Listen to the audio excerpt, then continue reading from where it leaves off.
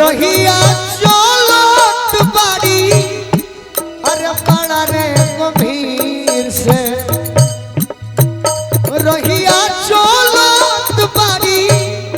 अरे बड़ा रे गंभीर से ना जानी कौना वीर से ना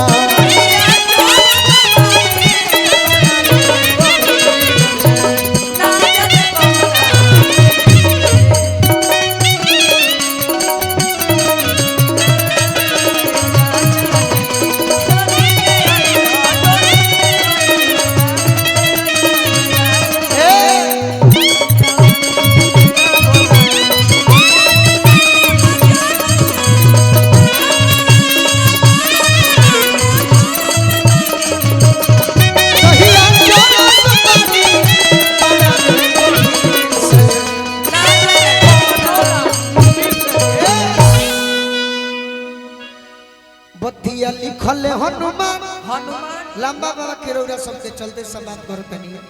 बतिया लिखल हनुमान हनुमान जिनको पवट में मकान बतिया जय हो कि जाके फसल बाड़ी रधिका फसल बाड़ी अरे हो मुरलीधर जय हो न जानी कौना पीर से ना भरत शर्मा जी के हो गए हनुमान कथा के हो गए भिखारी ठाकुर में चली के से पहले महेंद्र मिशन में चले छोटा छोटा कहीं ना दिल से बात कहीं ना बस राजा रामचंद्र की जय ना दिल से बात कह ना ना माइक में कह ना ना ली तब महेंद्र मिशन में चला जवन बुझाई तो तू कहो बबुआ हमारे बजावे के भाई है ना तो बंद कर ना ना ना दिल से कह कि बहे पूरा मैया नदी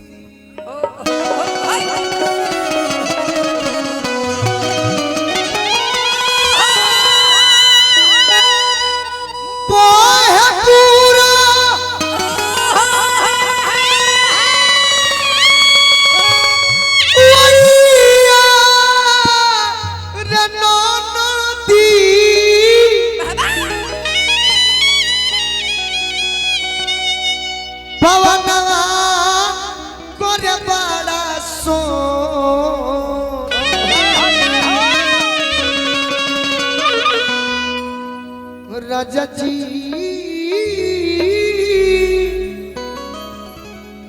के तुरल रे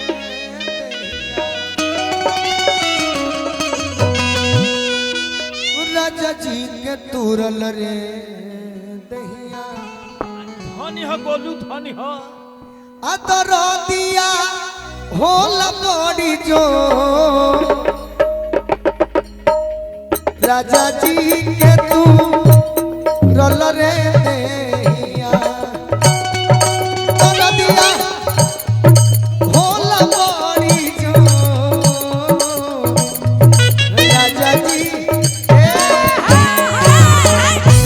ओरिजिनल हो डुप्लीकेट बजे के बकहारा वाला ओरिजिनल हो नो कि हमें बना मानो ए पर डुप्लीकेट बजावे के बा अरे कि राजा जी के तू रोल रे देहिया तोर दिया भोला बड़ी जो राजा जी के तू रोल रे देहिया तोर दिया भोला बड़ी जो बहे पूरा उइया रे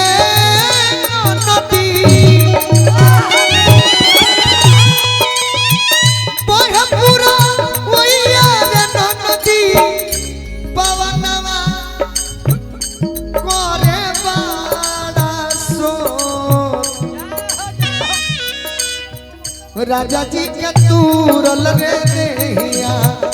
राजा जी के तूरल रे देहिया तोरो दिया अरे होले बड़ी जो और का कहतरी कि सुनो सुनो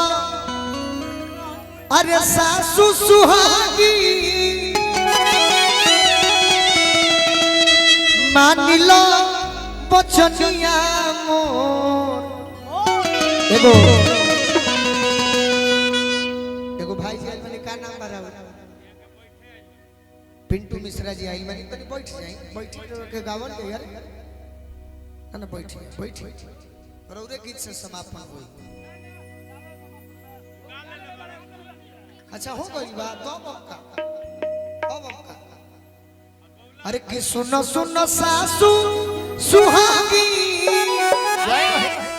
मान लो बचनिया मोर अरे पटना से मोयदा बोलाई पटना से मोयदा बोलाई तोरो दिया होला बड़ी जो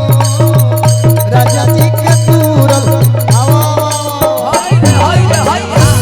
चलिए भिखारी बाबा में तब उड़ान बोल के समाप्त कर दिए। भिखारी ठाकुर में चले कर आएंगे हमरा ओर से बहुत बहुत आशीर्वाद। अपने अभिभावक श्री जगनारायण राय जी के बार बार प्रणाम। मंच पर उपस्थित बड़ भाई कहीं मित्र कहीं अच्छा है गुरु कहीं हमारा सुख भैया बड़ी सुंदर गायिका ज्योति माही जी प्रियंका तिवारी जी आज के प्रोग्राम हमारा आदरणीय अभय बाबा की ओर से मंच के सामने जुटल तमाम अभिभावक नौजवान बड़े भाई माता बहन के गोलू राजा के तरफ से बार बार प्रणाम आशीर्वाद के प्रतीक्षा बा और हमरा ओर से ये बाबू के बहुत बहुत आशीर्वाद उज्जवल भविष्य के कामना करते हुए समय ज्यादा हो गई बा लेकिन एक गीत सुन लेनी हाँ प्यार नहीं हरे वाला तो हमार तनी जियारा जुड़ा गई सच कहतनी। अब हम अशोके भैया से कहने कि भैया भजनवा छोड़ के अजय सब सुने खातिर आई बनी ओइसने सुनाई तो निमन रही ऐसे कि भजन में ज्यादा देर समय ले तरुरा सुन हमरा के मन में दूसरे लागो लेकिन अशोक भैया कहने कि ना बबू एगो भजन गा ली एगो भजन बस छोटा सा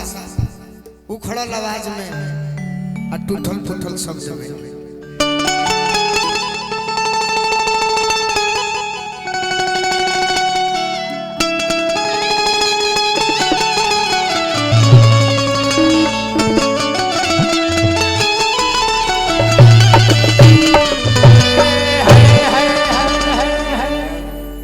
जननी के जननी हौ जननी जनक के तू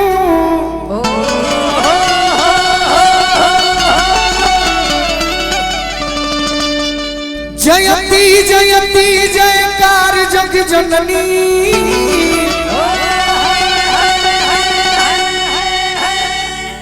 जननी तू जोगिन के विषयिन के भोगिन के